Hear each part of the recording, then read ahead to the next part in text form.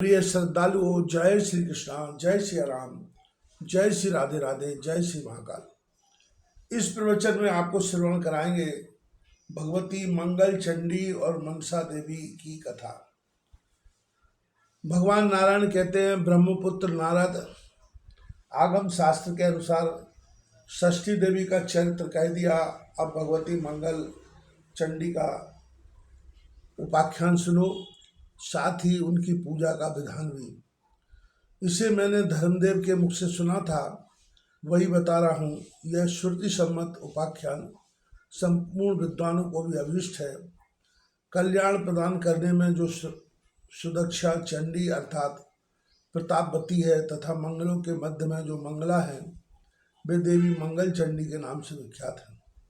अथवा भूमिपुत्र मंगल भी जिनकी पूजा करते हैं तथा जो उनकी अभिष्ट देवता है, इसलिए भी उन देवी की मंगल चंडी का संज्ञा है। मनुवंश में मंगल नामक एक राजा थे। सप्तद्वैतवती पृथ्वी उनके शासन में थी। उन्होंने इन देवी को अभिष्ट देवता मानकर पूजा की थी। इसी से ये मंगल चंडी नाम से विख्यात हुई। जो मूल प्रकृति भगवती जगदीश्वरी दुर्गा कहलाती हैं, उन्हीं का यह रूपांतर भेद है। ये देवी कृपा की मूर्ति धारण करके सबके सामने प्रत्यक्ष हुई। स्त्रियों के लिए ये अभिष्ट है। सर्वप्रथम भगवान शंकर ने इन सर्वश्रेष्ठ रूपा देवी की आराधना की। ब्रह्मन त्रिपुर नामक दैत्य के भयंकर वध के समय का यह प्रसंग है। भगवान शंकर बड़े संकट में पड़ गए थे। दैत्य ने रोष में आकर उनके वाहन विमान को आकाश से नीचे गिरा दिया था। तब ब्रह्मा और विष्णु ने उन्हें प्रेरणा की। उन महानुभावों का उपदेश मानकर शंकर भगवती दुर्गा की स्तुति करने लगे। वे भी देवी मंगल चंडी ही थी, केवल रूप बदल लिया गया था। स्तुति करने पर वे देवी भगवान शंकर के सामने प्रकट हुई और उनसे बोली, प्रभु तुम्हें भय नहीं करना चाहिए। स्वयं सर्वेश भगवान श्री हरि ही वृषभ का रूप धारण करके तुम्हारे सामने उपस्थित होंगे। वृषध्वज में बुद्धि शक्ति स्वरूप बनकर तुम्हारा साथ दूंगी। फिर स्वयं मेरी तथा श्री हरि की सहायता से तुम देवताओं की को पदच्युत करने वाले उस दानव को, जिसने तुमसे घोर शत्रुता ठान रखी है, मार डालोगे। मुनिवर इस प्रकार कहकर भगवती अंतर्ध्यान हो गई। उसी क्षण उन शक्ति रूपी देवी से शंकर संपन्न हो गए। भगवान श्री हरि ने एक अस्त्र दे दिया था। अब उसी अस्त्र से त्रिपुर वध में उन्हें सफलता प्राप्त हो गई। दैत्य के मारे जाने पर संपूर्ण देवताओं द्वारा महर्षियों ने शंकर का स्तुति किया। उस समय सभी भक्ति में सराबोर होकर अत्यंत नम्र हो गए थे। उसी क्षण भगवान शंकर के मस्तक पर पुष्पों की वर्षा होने लगी। ब्रह्मा और विष्णु ने परम संतुष्ट होकर उन्हें शुभ आशीर्वाद और सदुपयोग भी दिया। तब भगवान शंकर सम्यक प्रकार से स्नान करके भक्ति के साथ भगवती मंगल चंडी की आराधना करने लगे। पाद अर्ध आचमन, विविध वस्त्र, पुष्प, चंदन, भांति भांति के नैवेद्य, बलि वस्त्र, अलंकार, माला, तीर पिष्टक, मधु, सुधा तथा नाना प्रकार के फलों द्वारा भक्ति पूर्वक उन्होंने देवी की पूजा की। नाच गान, वाद्य और नाम कीर्तन भी कराया। तत्पश्चात माध्यम शाखा में कहे हुए ध्यान मंत्र के द्वारा भगवती मंगल चंडी का भक्ति पूर्वक ध्यान किया। नारद उन्होंने मूल मंत्र का उच्चारण करके ही भगवती को सभी द्रव्य समर्पण किए थे। वह मंत्र इस प्रकार है: ओम ह्रीं श्रीं क्लीं सर्वपूज्य देवी मंगल चंडिके हुम हुम फट स्वाहा। 21 अक्षरों का यह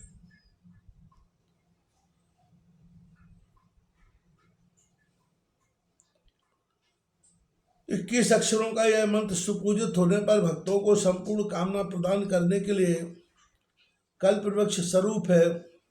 10 लाख जप करने पर कुछ मंत्र की सिद्धि होती है। ब्राह्मण, अब ध्यान से सुनो। यह सर्वसम्मत ध्यान वेद प्रणीत है। सुस्तर योजना भगवती कमल चंडिका सदा 16 वर्ष की है। जान पड़ती है इन शुद्ध स्वरूपा सुंदरी श्रेष्ठ।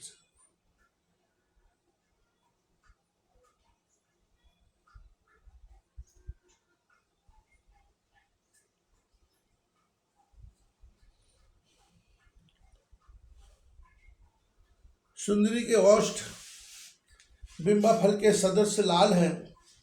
इनका मुख शरत काल के कमल की छवि को धारण किए हुए है। श्वेत चंपा के समान इनका वर्ण है। आंखें जान पड़ती है मानो खिले हुए कृष्ण कमल हो। सबका धारण पोषण करने वाली ये देवी सबके लिए संपूर्ण वस्तुएं प्रदान करने में परम कुशल है। संसार रूपी घोर समुद्र में पड़े हुए व्यक्तियों के लिए ये ज्योति स्वरूप है। मैं सदा इनकी उपासना करता हूँ। उन्हें वह तो भगवती मंगल चंडिका का ध्यान हुआ, ऐसे ही स्तवन भी है। श्लोक। महादेव जी ने कहा, जगन माता भगवती मंगल चंडिके, तुम संपूर्ण विपत्तियों का विध्वंस करने वाली हो एवं हर्ष तथा मंगल प्रदान करने में सदा प्रस्तुत रहती हो। मेरी रक्षा करो, रक्षा करो। खुले हाथ में हर्ष।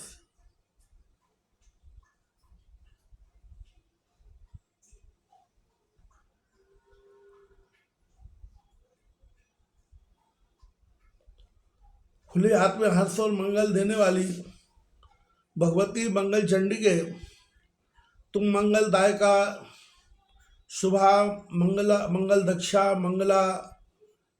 मंगलाही तथा मंगला कहलाती हो। देवी, साधु पुरुषों को मंगल प्रदान करना तुम्हारा स्वाभाविक गुण है। तुम सबके लिए मंगल की आश्रय हो। देवी, मंगल ग्रह ने तुम्हें अपनी अधिष्ठात्री देवी मानकर मंगलवार के दिन तुम्हारी पूजा की है। मधुवंश में उत्पन्न राजा मंगल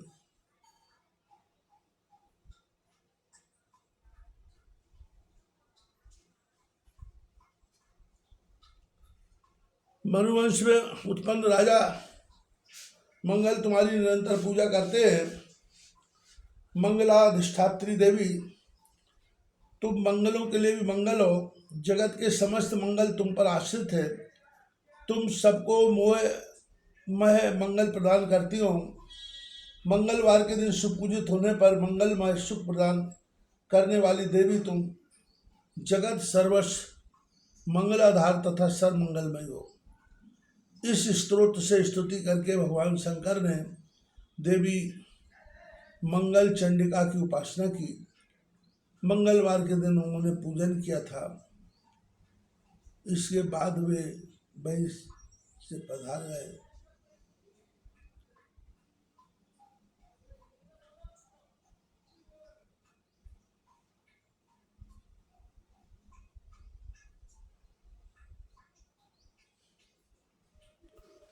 भगवती सर्वमंगला सर्वप्रथम भगवान शंकर से पूजित हुई। उनके दूसरे उपासक मंगल ग्रह है। तीसरी बार राजा मंगल ने तथा चौथी बार मंगलवार के दिन कुछ सुंदरी स्त्रियों ने इन देवी की पूजा की। पांचवी बार मंगल की कामना रखने वाले बहुसंख्यक मनुष्यों ने मंगल चंडिका का पूजन किया। फिर तो विश्वेश शंकर से सुपूजित ये देवी प्रत्येक विश्व में सदा पूजित होने लगी। मुने इसके बाद देवता मुनि मनु मानव सभी सर्वत्र परमेश्वरी की पूजा करने लगे। जो पुरुष मन को एकाग्र करके भगवती मंगल चंडिका के इस मंगलमय स्तोत्र का श्रवण करता है उसे मंगल प्राप्त होता है, अमंगल उसके पास नहीं आ सकता। उसके पुत्र और पौत्रों में वृद्धि होती है तथा उसे प्रतिदिन मंगल ही दृष्टिगोचर होता है। भगवान नारायण कहते हैं, नारद देवी षष्ठी और मंगल चंडिका का यथागम उपाख्यान कह चुका। अब मनसा देवी का चरित्र जो धर्म के मुख से मैं सुन चुका हूँ, तुमसे कहता हूँ सुनो। ये भगवती कश्यप जी की मानसी कन्या अथवा मन से जानने की विषय होने के कारण देवी मनसा के नाम से विख्यात है। आत्मा में रमण करने वाली सिद्ध योगिनी इन वैष्णवी देवी ने 3 युगों तक परब्रह्म भगवान श्री कृष्ण की तपस्या की है। गोपीपति परम प्रभु उन परमेश्वर ने इनके वस्त्र और शरीर को जीर्ण देखकर इनका जरत्कारु नाम रख दिया। साथ ही उन कृपा निधि ने कृपा पूर्वक इनकी अन्य भी अभिलाषाएं पूर्ण कर दी। इनकी पूजा का प्रचार किया और स्वयं भी इनकी पूजा की। स्वर्ग में सुपूजित होने के कारण ये ब्रह्मलोक में गई और वहां से भूमंडल और पाताल में पधारी। मन को मुग्ध करने वाली ये सुंदरी देवी गौरी नाम से जगत में निरंतर पूजा प्राप्त करने गई। अतएव ये साध्वी देवी जगत गौरी के नाम से विख्यात होकर सम्मान प्राप्त करती हैं। भगवान शिव से शिक्षा प्राप्त करने के कारण ये देवी शैवी कहलाती है।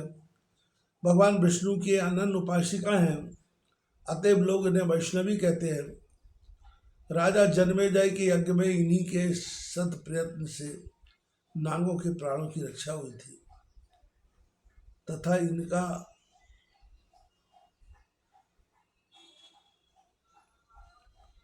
नाम नागेश्वरी और नाग भगनी पड़ गया। विधि का संहार करने में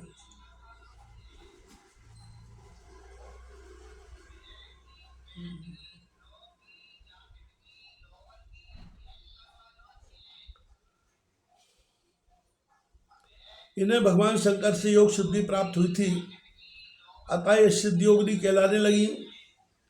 शंकर से महान ज्ञान एवं योग आदि प्राप्त करने के कारण विद्वान पुरुष इन्हें मृत संजीवनी तथा महाज्ञानयुता कहते हैं। ये परम तपस्विनी देवी मुनिवर आस्तिक की माता है, अतः ये देवी जगत में सुप्रतिष्ठित होकर आस्तिक माता नाम से विख्यात हुई। मुनिवर जरत्कारु बड़े महात्मा पुरुष थे। उन्होंने पत्नी रूप से इन्हें स्वीकार किया था। जरत्कारु मुनि थे। विश्व उनकी पूजा करता था तथा उनके यहाँ ये जरत्कारु प्रिया नाम से विख्यात हुई। जरत्कारु जगत गौरी मनसा सिद्धियोगिनी वैष्णवी नागभगनी शैवी नागेश्वरी जरत्कारु प्रिया आस्तिक माता विशरी और महाज्ञानयुता इन 12 नामों से इनकी पूजा करता है। जो पुरुष पूजा के समय इन 12 नामों का पाठ करता है उसे तथा उसे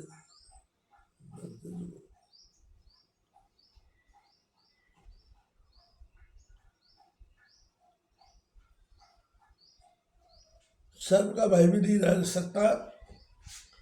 जिस सेनागार में नागों का भय हो, जिस भवन में बहुतेरे नाग भी हों, नागों से युक्त होने के कारण जो महान दारुण स्थान बन गया हो तथा जो नागों से वेष्टित हो, वहाँ भी पुरुष इस स्तोत्र का पाठ करके सर्प भय से मुक्त हो जाता है। इसमें कोई संशय नहीं है। जो नित्य इसका पाठ करता है उसे देखकर नाग भाग जाते हैं। 10 लाख पाठ करने से स्तोत्र मनुष्यों के लिए सिद्ध हो जाता है। जिसे यह स्तोत्र सिद्ध हो गया, वह विष भक्षण करने तथा नागों को भूषण बनाकर नाग पर सवारी करने में भी समर्थ हो सकता है। वह नागासन, नाग तल तथा महान सिद्ध होकर अंत में भगवान विष्णु के साथ अहरनिश क्रीड़ा करने का सौभाग्य प्राप्त।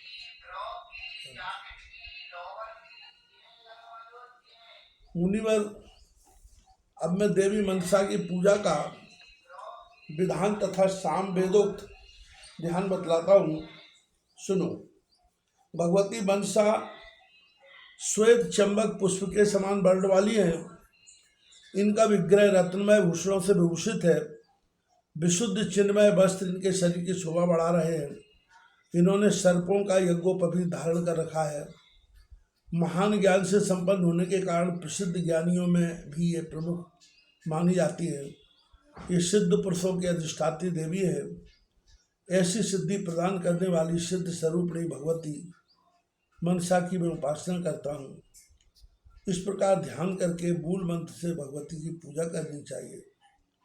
अनेक प्रकार के नैवेद्य तथा गंध, पुष्प और अनुलेपन से देवी की पूजा होती है।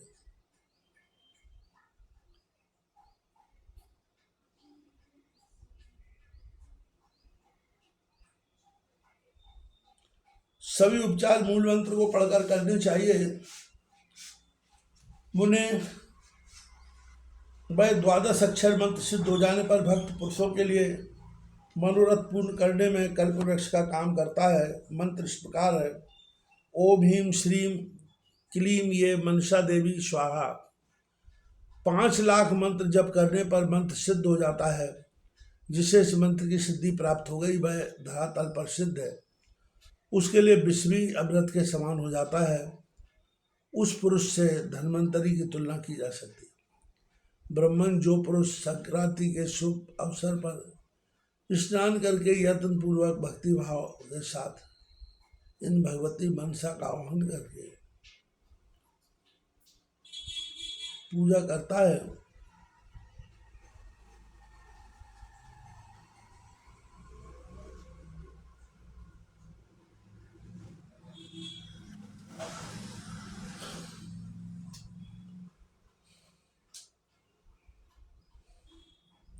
तथा पंचमी तिथि को मन से ध्यान करके उन देवी को बलि अर्पण करता है, वह अवश्य धनवान, पुत्रवान और कीर्तिवान होता है।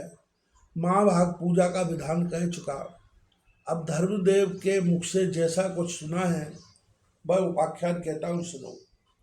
प्राचीन समय की बात है। भूमंडल के सभी मानव नागों के भय से आक्रांत हो गए थे तथा सबने मुनिवर कश्यप की शरण ग्रहण की। कश्यप जी भी भयभीत हो गए, किंतु ब्रह्मा जी के सहयोग से उन्होंने मंत्रों की रचना की। उसमें ब्रह्मा जी उपदेष्टा थे। वेद बीज के अनुसार मंत्रों की रचना हुई। साथ ही ब्रह्मा जी ने अपने मन से उत्पन्न करके इन देवी को इस मंत्र की अधिष्ठात्री देवी बना दी। तपस्या तथा मन से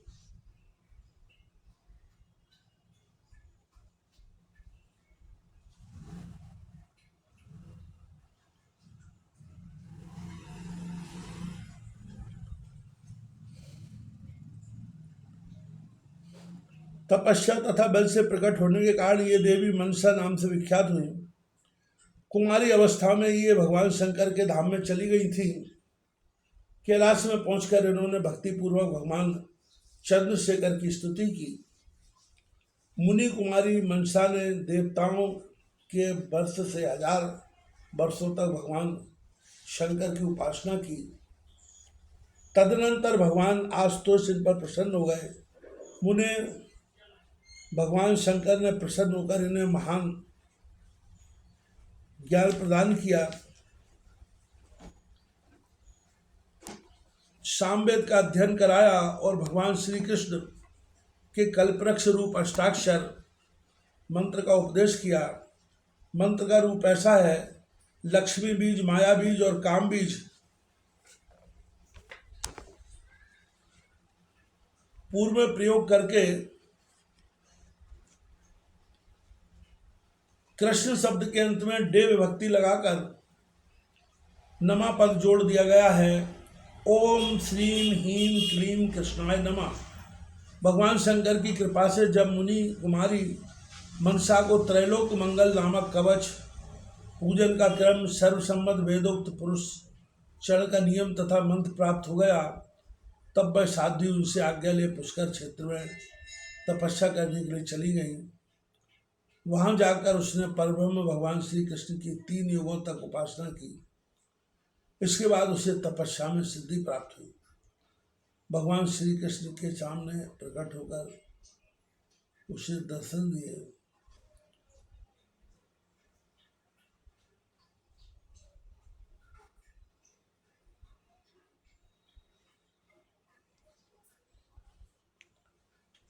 उस समय कृपा निधि श्री कृष्ण ने उसके सांगी बाला पर अपनी कृपा की दृष्टि डाली। उन्होंने उसका दूसरों से पूजन कराया और स्वयं भी उसकी पूजा की।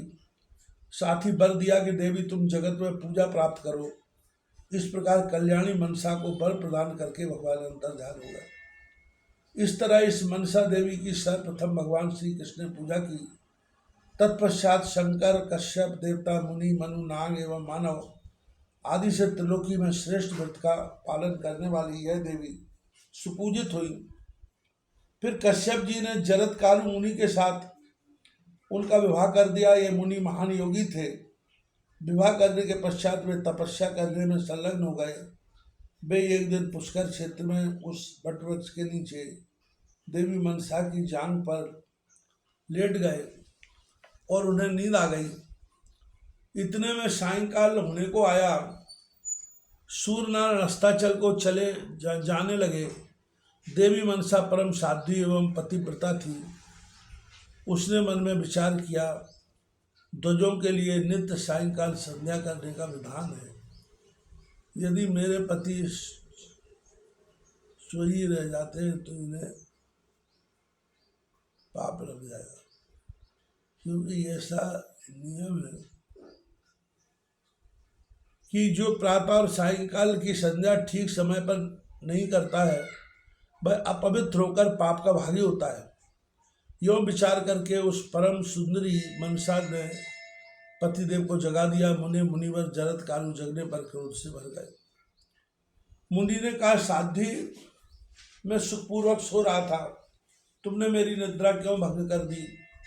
जो स्त्री अपने स्वामी का अपकार करती है उसके व्रत, तपस्या, उपवास और दान आदि सभी सत्कर्म व्यर्थ हो जाते हैं। स्वामी का अप्रिय करने वाली स्त्री किसी भी सत्कर्म का फल नहीं प्राप्त कर सकती। जिसने अपने पति की पूजा की उसने मानो स्वयं भगवान श्री कृष्ण सुपूजित हो गए। पतिव्रताओं के व्रत के लिए स्वयं भगवान श्री हरि ही पति के रूप में विराजमान रहते हैं। संपूर्ण दान यज्ञ।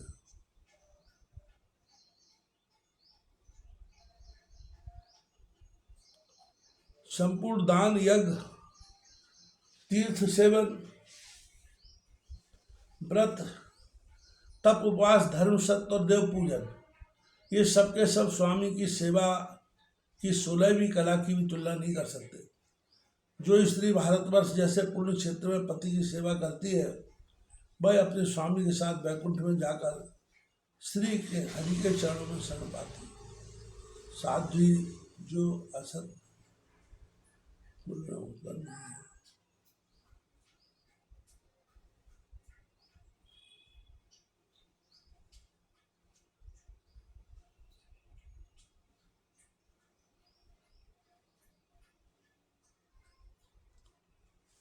साध्वी जो असत कुल में उत्पन्न स्त्री अपने स्वामी के प्रतिकूल आचरण करती तथा उसके प्रति कटु वचन बोलती है, वह कुंभीपाक नरक में सूर्य और चंद्रमा की आयु पर्यंत वास करती है।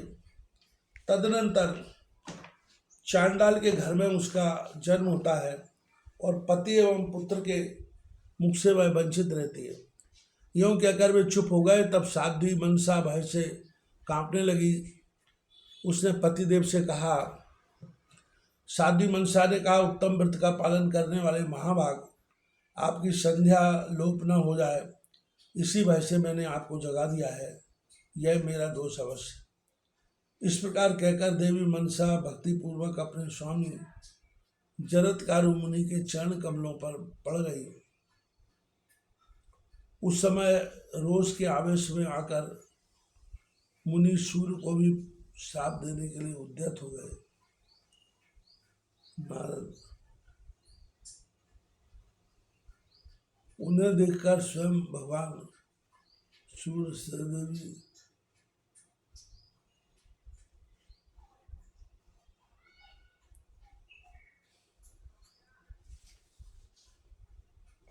साथ लेकर वहां आए और भयभीत होकर विनय पूर्वक मुनिवर जरत्कारु से सम्यक प्रकार से यथार्थ बात करने लगे। भगवान सूर्य ने कहा, भगवान आप परम शक्तिशाली विप्र हैं। संध्या का समय देखकर धर्मलोप हो जाने के भय से इस साधु ने आपको जगा दिया है।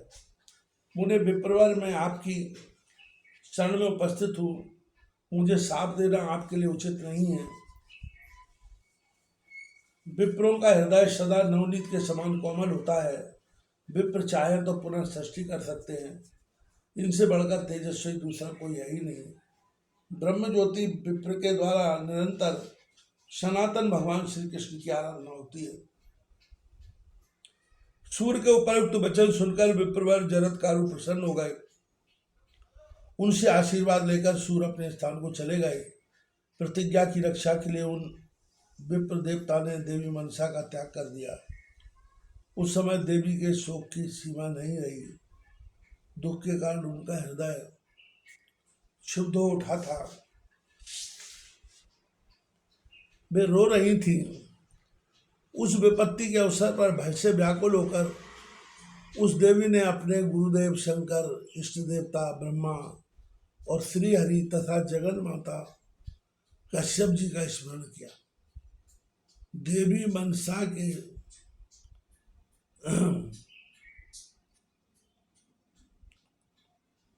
दैवीय मनसा में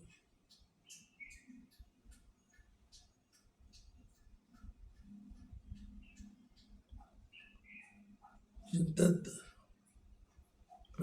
तुरंत गोपीश भगवान श्री कृष्ण, शंकर, ब्रह्मा और कश्यप मुनि वहां आ गए।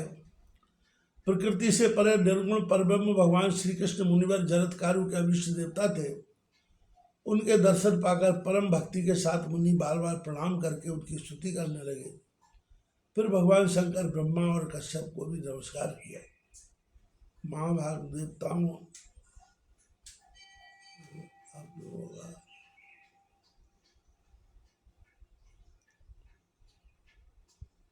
यहाँ कैसे पधारना हुआ है।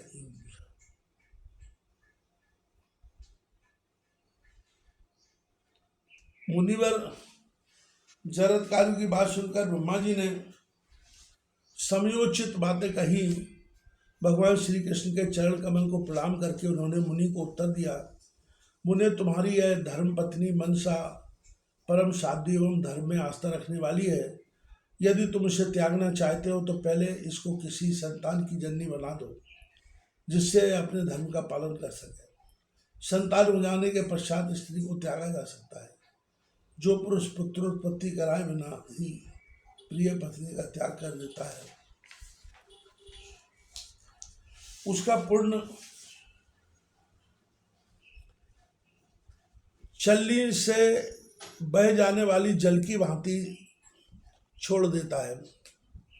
नारद ब्रह्मा जी की बात सुनकर मुनिवर जरत्कारु ने मंत्र पढ़कर योग बल का सहारा ले देवी मनसा की नाभि का स्पर्श कर दिया और उससे कहा, मुनिवर जरत्कारु ने कहा, मन से इस गर्भ से तुम्हें पुत्र होगा।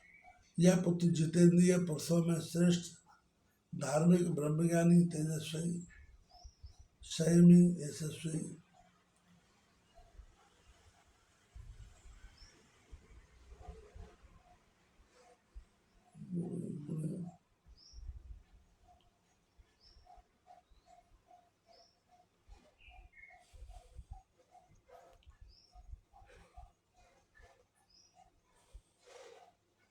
वेद वेदताओं, ज्ञानियों और योगियों में प्रमुख, विष्णु भक्त तथा अपने कुल का उद्धारक होगा।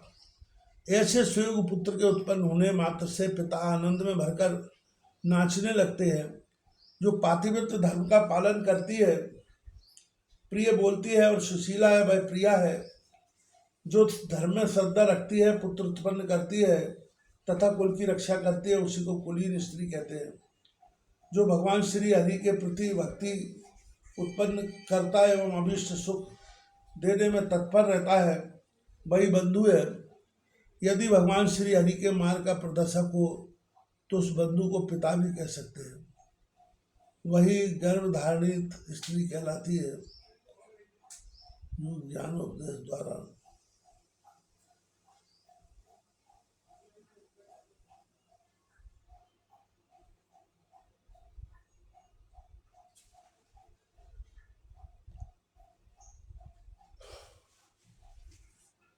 यदि भगवान श्री हरि के मार्ग का प्रदर्शक हो तो उस बंधु को पिता भी कह सकते हैं। यही गर्भधारिणी स्त्री कहलाती है।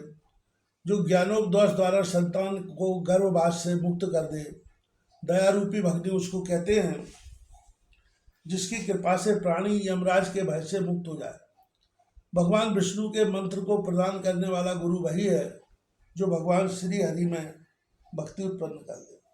ज्ञानदाता गुरु उसी को कहते हैं जिसकी कृपा से भगवान श्री कृष्ण के चिंतन की योग्यता प्राप्त हो जाए। क्योंकि ब्रह्मा पर्यंत बराबर संपूर्ण विश्व उत्पन्न होना और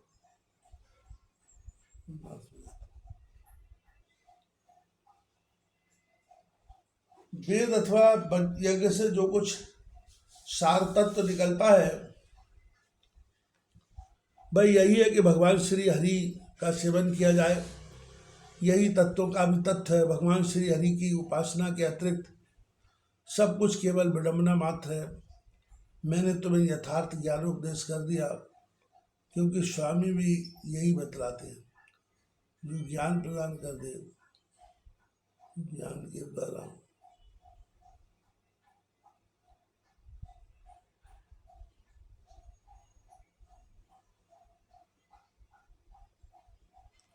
जो गुरु हरि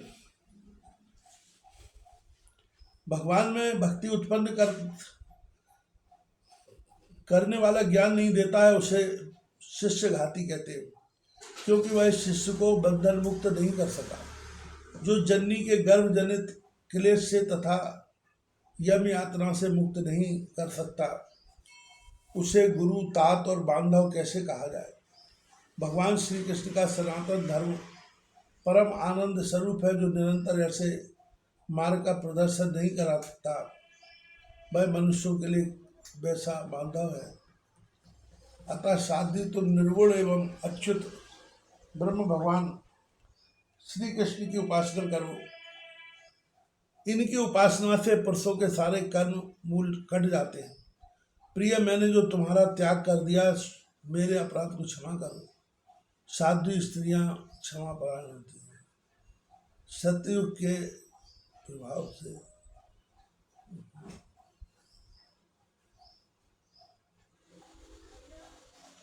क्रोध नहीं रहता। देवी में तपस्या करने के लिए पुष्कर क्षेत्र में जा रहा हूँ, तुम भी सुखपूर्वक यहाँ से जा सकती हो, क्योंकि निष्क्रिय पुरुषों के लिए एकमात्र मनोरथ यही है कि वे भगवान श्री कृष्ण के चरण कमल की उपासना में लग जाए। मुनिवर जरत्कारु का यह वचन सुनकर देवी मनसा शोक में आतुर हो गई।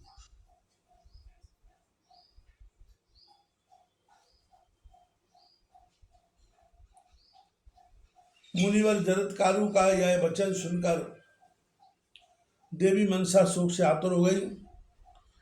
उनकी आंखों में आंसू भर गए। उन्होंने विनय पूर्वक प्रदर्शित करते हुए अपने प्राण प्रिय पतिदेव से कहा। देवी मनसा बोली, प्रभु, मैंने आपकी निंदा भंग कर दी। यह मेरा दोष नहीं कहा जा सकता, जिससे आप मेरा त्याग कर रहे हैं। अतः मेरी प्रार्थना है कि जहाँ मैं आपका स्मरण करूं, वहीं आप मुझे दर्शन देने की कृपा कीजिएगा। पतिव्रता स्त्रियों के लिए 100 पुत्रों से भी अधिक प्रेम का भाजन पति है। पति स्त्रियों के लिए सम्यक प्रकार से प्रिय है। अतः विद्वान पुरुषों ने पति को प्रिय की संज्ञा दी है। जिस प्रकार एक पुत्र वालों का पुत्री में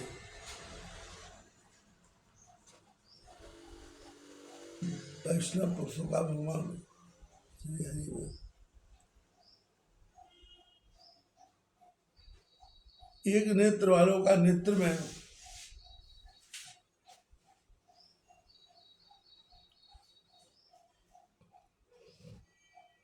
प्यासे जनों का जल में, क्षुधातुरों का अन्न में, विद्वानों का शास्त्र में तथा वैश्यों का वाणिज्य में निरंतर मन लगा रहता है। प्रभु वैसे ही पतिव्रता स्त्रियों का मन सदा अपने स्वामी का किंकर बना रहता है। इस प्रकार कहकर मनसा देवी अपने स्वामी के चरणों में पड़ गई। मुनिवर जरत्कारु कृपा के समुद्र थे। उन्होंने कृपा के वशीभूत होकर क्षण भर के लिए उसे अपनी गोद में ले लिया। मुनि के नेत्रों से जल की ऐसी धारा गिरी कि वह साध्वी मनसा नहा उठी। उस समय मुनिवर जरत्कारु की गोद में स्थान पाने वाली उस देवी के नेत्रों में आंसू आ गए। मुनि के अश्रु जल से अभिषिक्त होने पर भी संबंध विच्छेद होने के भय से उसके मन में घबराहट उत्पन्न हो गई थी। तत्पश्चात वे दोनों पति पत्नी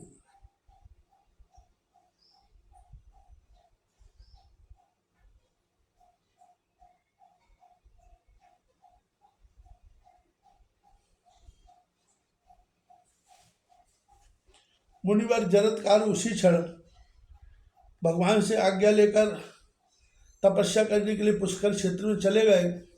उन तपोधन मुनि ने परमात्मा श्री कृष्ण का महामंत्र प्राप्त करके दीर्घ काल तक जप किया।